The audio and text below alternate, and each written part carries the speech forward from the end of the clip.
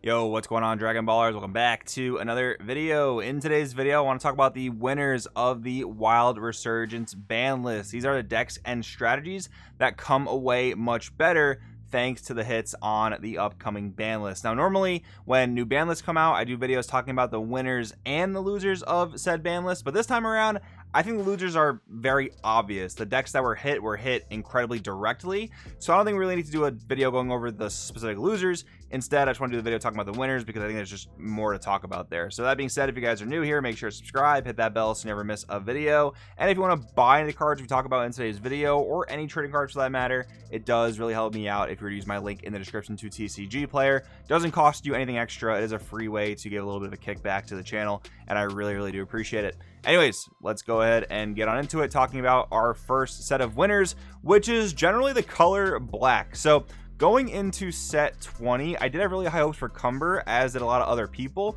and in the set 19 format, Spring Kai of Time had been doing very well. However, these decks were seen very sparingly in the set 20 meta, and what I think that's due to is the fact that, you know, both black and red are aggro colors, but for so long, red was just doing it better. Even in the formats where Spring Kai of Time was doing well, it was still heavily overshadowed by red. Because, you know, black mid-range hasn't done well historically. They don't have the defenses to keep up and halt other players' turns while they're trying to accrue resources.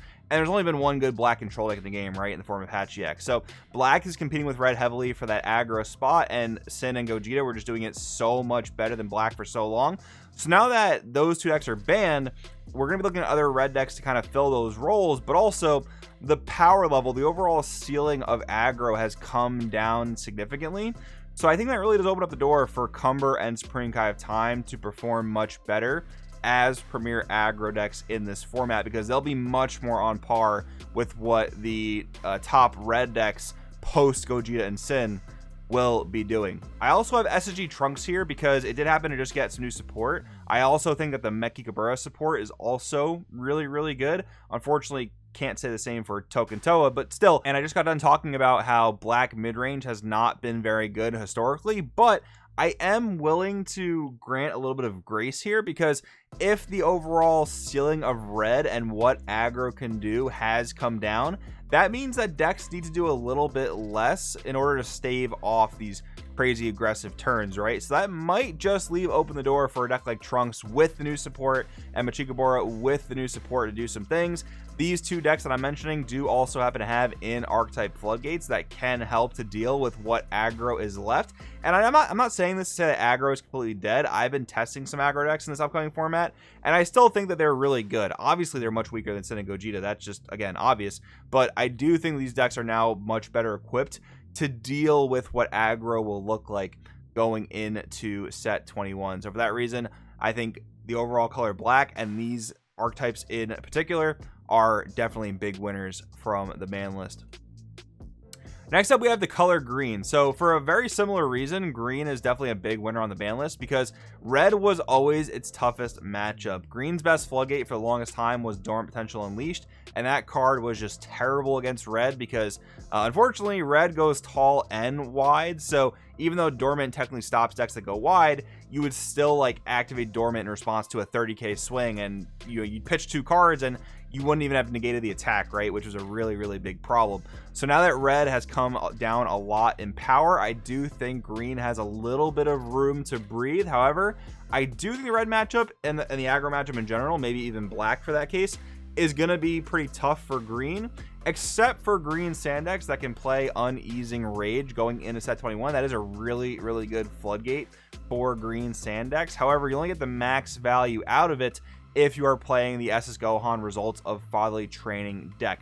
And that's the image I have here, because I do think there's a lot of really good potential for this deck in set 21. I've been testing it quite a bit. I'll probably bring a deck list to the Patreon and YouTube channel here in the short future. So I do think it's a really good deck. I think it's looking pretty solid. I put Cell here because I know it's topped in this previous format, but like I was struggling to think of like what other leader I could put here to represent green, because obviously green's been terrible for so long. It doesn't really have a true representative, and hopefully Gohan's gonna be able to do that in set 21.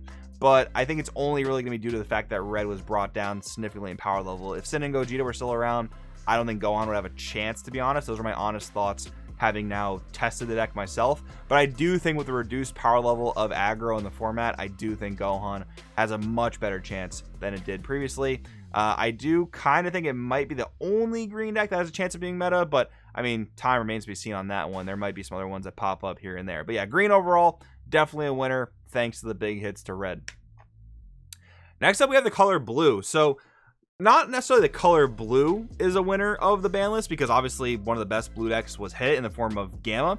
And I didn't list 21 here because 21 is already winning. Both Expert 21 and Set 2021 are both doing very, very well. But I have these two leaders here, both Soul Striker and the new baby leader from Set 21, as winners. Because of the fact that Gamma was banned, there is still a lot of room in blue to innovate, in my opinion. And I gotta give kudos to Bandai here, because I think they did a really good job of hitting a problematic blue deck without killing the color. They've done that in the past with certain things where they've really just hit the color way too hard instead of the decks or specific cards that were problems. So kudos to them on that for keeping the color blue alive, because I do genuinely think the color is going to be very, very strong going into Set 21. Again, that is thanks in part due to both Expert 21 and Power Absorb 21. But those are much more blue control decks. What really has room for innovation is the space of blue mid-range.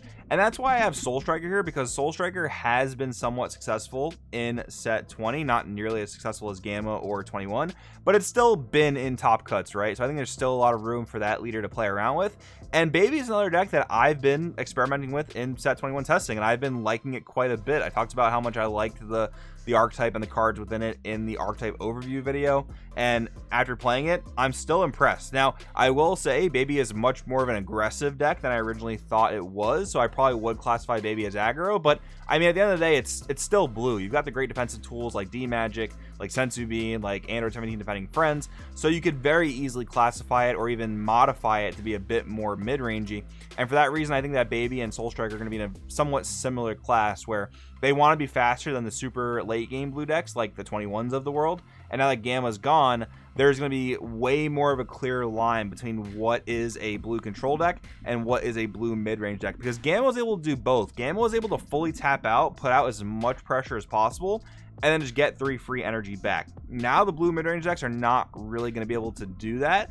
Soul Striker can do that to an extent, but getting Awakened is much less easy, and a lot of times Soul Striker players want to use that 2 extra energy on offense to be more proactive. So I think it's going to be a clear-cut line between like a blue mid-range deck and a blue control deck. So I think that blue mid-range comes out as a winner because it just kind of won back its own identity now that Gamma's gone.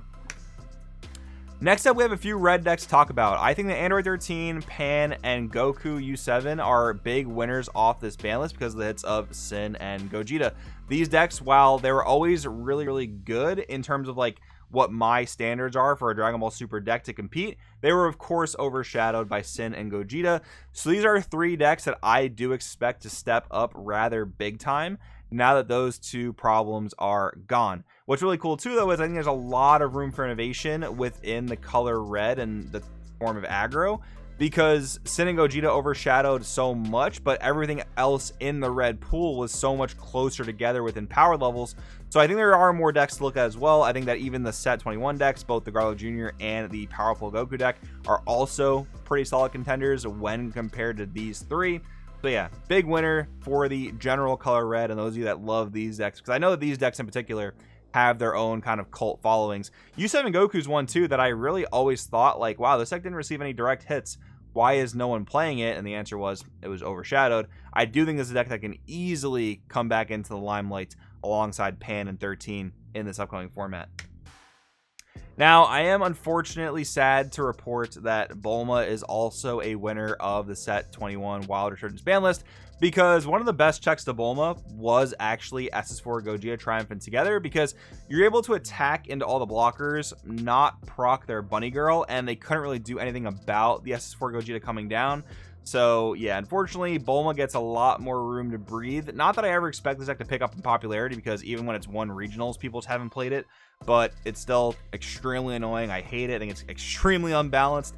So yeah, sad to report on that. And we're going to end today's video talking about yellow. Now, I think yellow is a somewhat of a winner from this ban list because it wasn't touched, which many people expected it to get hit in some way or fashion, and it didn't. So I think with the overall power level, the rest of the format coming down, yes, yellow is technically a winner, but there are a lot of people talking about a possible yellow only meta. I really don't expect that to happen because, again, I gotta give kudos to Bandai.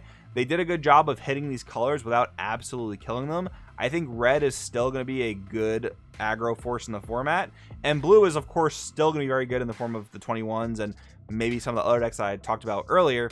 So those colors are at the very least going to give yellow a run for its money. Yes, I think yellow is much better off against aggro than it was because sometimes Sin and Gojira could be a bit overwhelming. Now what we have for aggro is probably going to be a lot easier for yellow to deal with.